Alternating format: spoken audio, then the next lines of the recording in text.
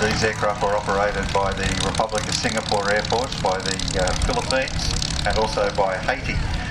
They had a total of 32 of these aircraft with the Singaporeans, flying with both number 130 and 131 Squadron. 130 Squadron operated from RAAF Base Pierce, from which they still fly their PC-21 aircraft. All of them were retired in 2008. The 25 operated by the Philippines, with the 105 Training Squadron, the 7th Tactical Fighter Squadron. Only 5 remained in service in 2011. They actually lost one aircraft. They do not know what happened to it, and it was on a patrol out near the disputed Spratly Islands. There is a belief that it was actually shot down.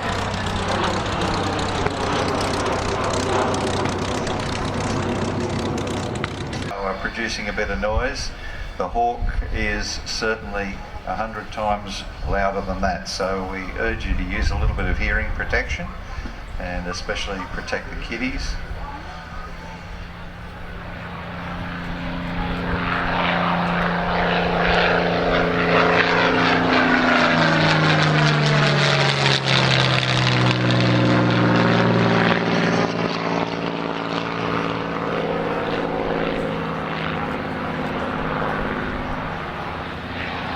Scotty Taverner in the Spitfire, followed by Paul Bennett in the P-40 Kittyhawk.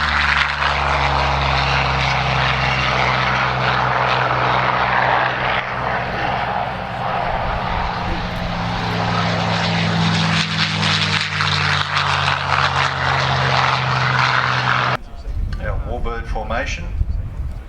No, but it did earlier.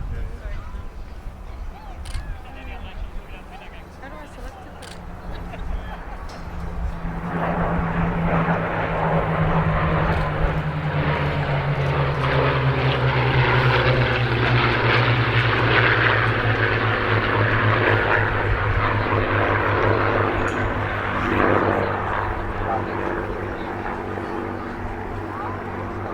Changing formation now to a tail chase.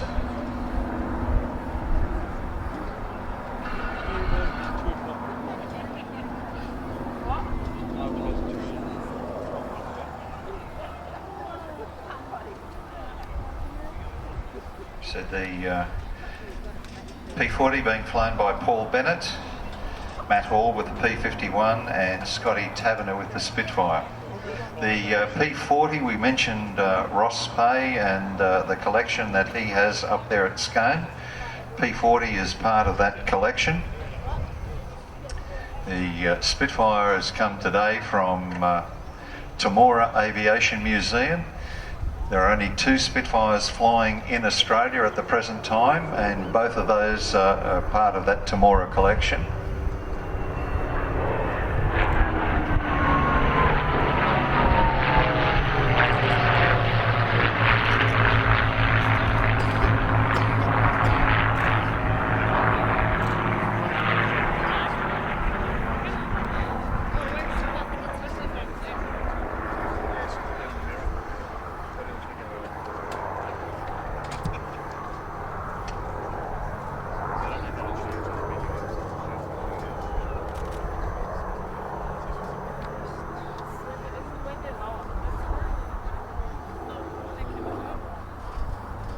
And it really is a lovely sound.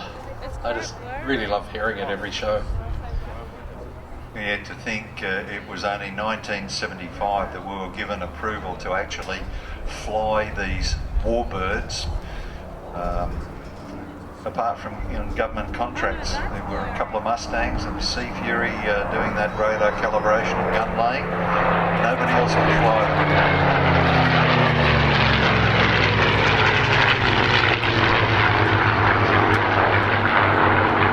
Squadron with which Bobby flew. CV is the squadron code for 3 Squadron, and V for Victory was Bobby's individual aircraft code. He even carried that on his Spitfire.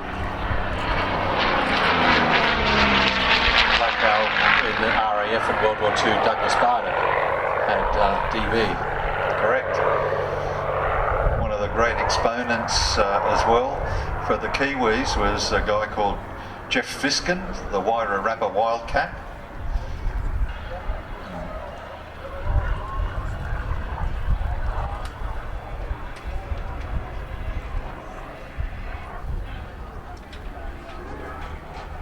This is the last pass by the P-40.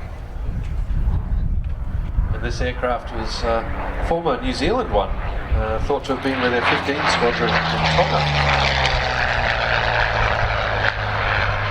This is the second P-40 that has been owned and operated by Cole and Ross Pay. Early marks participated in the Battle of Britain, and then one of the most desirable aircraft to fly, the Mark V, took over, and it retained aerial supremacy over the Luftwaffe until the arrival of the Focke-Wulf 190. So to counter that, Rolls-Royce had been developing the 60 series Merlin. They just put the 60 series Merlin straight into a Mark V airframe. It was very successful, and that instantly became the Mark IX. That actually appeared before the more refined Mark 8, which had retractable tail wheel and slight aerodynamic refinements. And then was the Mark 9 developed into this Mark? The Mark 9 and the Mark 16 are identical. Improved visibility. A lot of people don't think that the bubble canopy aircraft actually flew in World War II, but there were quite a few of them flying, including the only Spitfire squadron operated by the Kiwis. Well, this particular aircraft, this airframe, was struck off in 1951 after a takeoff mishap, wound up being used in 1955 as a prop for the movie Reach for the Sky. Williamtown was a lot of fun. Down low, the banking off the valley walls, it's just beautiful.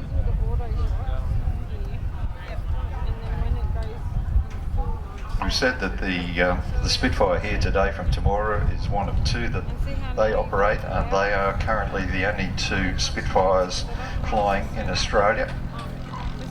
Very soon we hope to have two more of those flying, coming again through from Scone. They're being restored by the team under Ross Pay up there, both of them operational aircraft during the Second World War.